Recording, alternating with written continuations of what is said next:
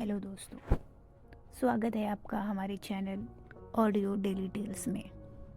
आइए शुरू करते हैं रिपब्लिक बुक की समरी, जिसे लिखा है प्लूटो ने। प्लूटो की अमर कृति रिपब्लिक दर्शन और राजनीतिक सिद्धांत का ऐसा ग्रंथ है जो पश्चिमी चिंतन के इतिहास में सबसे महत्वपूर्ण मानी जाती है। ये किताब न केवल न्याय, राजनीति और नैतिकता जैसे गहरे विषयों को छूती है, बल्कि समाज और व्यक्ति के स्वभाव का भी विश्लेषण करती है। प्लेटो ने इस ग्रंथ को संवाद के रूप में लिखा है, जहाँ सुकरात मुख्य वक्ता के रूप में मौजूद है और अन्य पात्रों के साथ बातचीत करते हुए अपने विचार रखते हैं।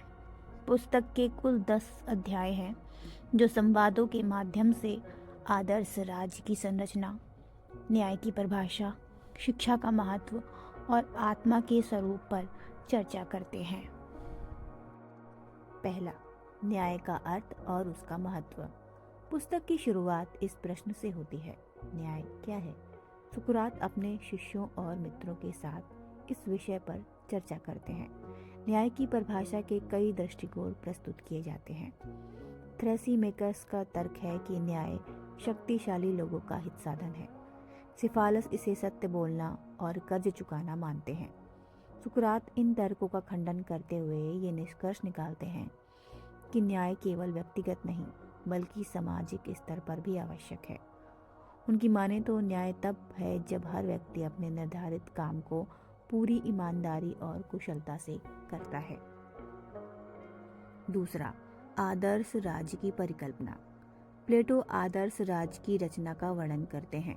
उनका मानना है कि समाज तभी न्यायपूर्ण हो सकता है जब वो 3 वर्गों में बटा हो और प्रत्येक वर्ग अपनी भूमिका निभाए।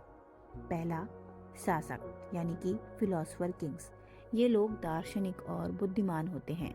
वे न्याय और सत्य के आधार पर शासन करते हैं। दूसरा, योद्धा। ये वर्ग समाज की सुरक्षा करता है। इसमें साहसी और अनुशासित लोग शामिल होते हैं। कर्मचारी। ये वर्ग किसान, व्यापारी और श्रमिकों का है, जो समाज की भौतिक आवश्यकताओं की पूर्ति करते हैं। इन वर्गों का आधार प्राकृतिक योग्यता है। प्लेटो का मानना है कि प्रत्येक व्यक्ति को उसकी क्षमता और गुणों के आधार पर समाज में स्थान मिलना चाहिए। तीसरा है शिक्षा का महत्व। शिक्षा को प्लेटो आदर्श राज्य की नींव मानते हैं। उनकी माने तो शिक्षा आत्मा को अज्ञानता के अंधेरे से निकालकर सत्य और ज्ञान के प्रकाश में लाने का साधन है। वे एक विशेष पाठ्यक्रम का वर्णन करते हैं, जिसमें लिखा है प्राथमिक शिक्षा यानी कला और संगीत, माध्यमिक शिक्षा व्यायाम और सैन्य प्रशिक्षण, उच्च शिक्षा गणित और दर्शन।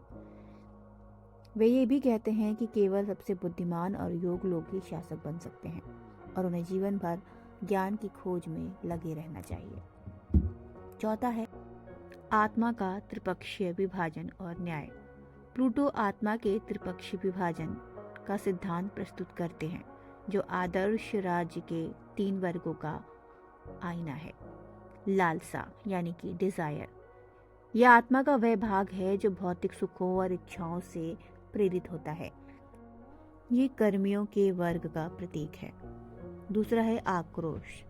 साहस, सम्मान और दृढ़ता से संबंधित आत्मा का ये भाग योद्धाओं का प्रतिनिधित्व करता है। बुद्धि, ज्ञान और तर्क का यह भाग शासकों का प्रतीक है। जैसे आदर्श राज्य में न्याय तब होता है जब हर वर्ग अपने कर्तव्यों का पालन करता है, वैसे ही व्यक्ति के भीतर भी न्याय तब होता है जब आत्मा के ये 3 हिस्से सामंजस्य में रहते हैं। पांचवा, गुफा की उपमा।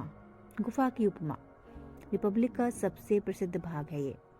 इसमें प्लूटो ये समझाते हैं कि अधिकांश लोग अज्ञानता के अंधकार में रहते हैं और सत्य को नहीं देख पाते। गुफा में कैद लोग केवल परछाइयाँ देखते हैं और उसे ही वास्तविकता मानते हैं। जब कोई व्यक्ति गुफा से बाहर निकलता है तो उसे सत्य का प्रकाश यानी कि ज्ञान दिखाई देता है।